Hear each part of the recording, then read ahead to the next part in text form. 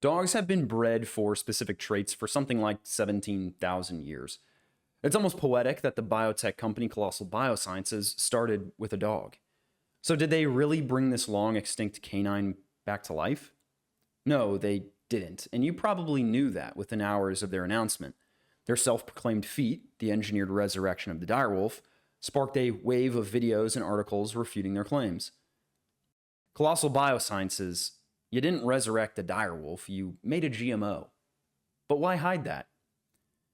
Well, GMO, it's not nearly as exciting as a Jesus dog brought back to life not after 3 days, but 13,000 years. Calling it a modified gray wolf doesn't grab headlines like direwolf does. It doesn't put you center stage under the spotlight of mainstream media. You want exposure, you want funding, and honestly, good for you, no shame in the hustle. But why be ashamed of what you actually did? You made something unique. Some really cool science went down. No need for verbal plastic surgery to dress it up. Yeah, corn used to be tiny. Wolves used to be big, and you've made a big wolf through genetic methods perhaps never done before. If making corn bigger over 10,000 years is like cooking a full meal from scratch, growing the wheat, milking the cow, then what you just did was like pulling an MRE out of thin air. A miracle of modern gene editing. If you'll indulge me, I like to go on a slight detour. I personally still have a hard time believing a Chihuahua is a wolf subspecies. Canis lupus familiaris is not really a different species from Canis lupus. They're the same thing. They can breed with each other and produce viable offspring. That's wild. It's wild to me because of how different they look. And to be fair, the Chihuahua was a long work in progress to get it to what it is from what it was. And that's all dogs. Humans have shaped them in a massive way. It's perhaps the most fascinating interspecies relationship in the animal kingdom, but also maybe the creepiest. Okay, whoa. Put down your pitchfork and take a breather, maybe your meds. Some dog breeds like pugs have major health issues. We can all agree on that. It's due to how we've selectively bred them. You know, dogs can die young, and sometimes they need constant vet care. This whole process, and the reason I say it's creepy, is because it reminds me of The Q from All Tomorrows by C.M. Kozeman. Humans genetically reshaped by an alien hive mind into unnatural tortured forms. Or the Anunnaki in Mesopotamian myth, manipulating ancestral primate DNA to create us. Now, we're not the Q or the Anunnaki, but we're getting pretty close, aren't we? What Colossal Biosciences has done, well, they've created something that's never existed before. Colossal says their goal is to fight extinction with de-extinction, which I'm not sure if I understand it or buy it. I mean, follow me on this. If an animal went extinct, it was because it couldn't survive some new threat. Deforestation, hunting, disease, invasive predators. Bring it back without removing those threats, it'll just go extinct again, right? Historically, humans have used two main approaches to protect endangered animals. One, rebuild the population while actively mitigating the cause of the decline. Or two, relocate the animals temporarily if the problem is severely threatening and you can move them, fix the issue, and then reintroduce them when it's safe. But Colossal's tech opens the door to maybe a third option. Bioengineer the animal to survive the threat. Edit its genes to give it a fighting chance in the world as it is now. And that's pretty wild.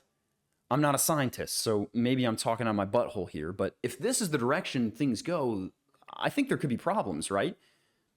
Imagine your dad, teaching you how to put a tire back on. You don't just tighten one bolt at a time when you actually do put the wheel back on.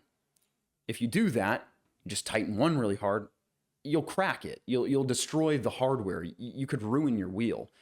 Instead, you use the star pattern where you go from opposite to opposite and you adjust in a star formation. You get a smooth, clean, and incredibly tightened wheel when you do this, but what if that gets out of control and you don't stop? So it's the same idea here, kind of. Change one animal to survive better. That enhancement or that tightening could become a threat to something else, in that ecosystem. It could throw it out of balance. Then you have to edit that animal as well, and the cycle continues until you have to edit another and another and another, and it could spiral out of control constantly. Or you hope that it gets to that sweet spot where all are tightened perfectly and you can't tighten them anymore, and you finally get out of Pandora's box, rebalancing the ecosystem. I don't know how helpful that would be, though. I think that could very well cause more problems, more damage, and even be explosively destructive if gone horribly wrong. But okay, what if they do it right? Let's say they run extensive simulations and tests. They pick the least disruptive edits. They try to restore balance alongside broader conservation efforts. I think that could work, and it might actually help, but let's zoom out. Even in this optimistic scenario, the animals might evolve far beyond their original forms. So let's get a little imaginative. Say this tech continues to improve over hundreds of years without any sort of civilizational collapse, of course.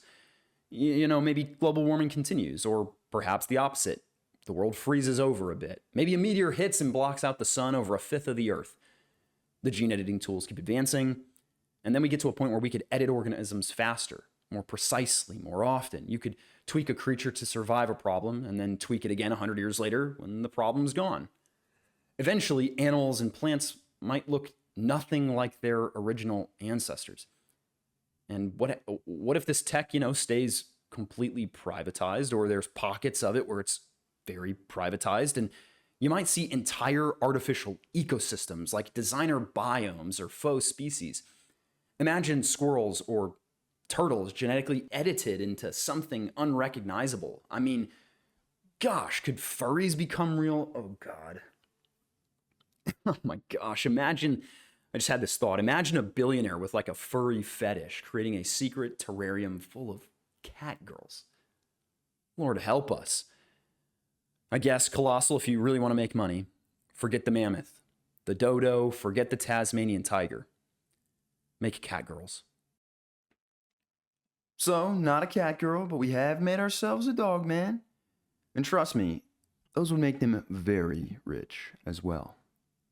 But anyway, if you enjoyed this video and enjoyed watching me make this little sticker, consider liking and subscribing for more content like this. And until next time, peace!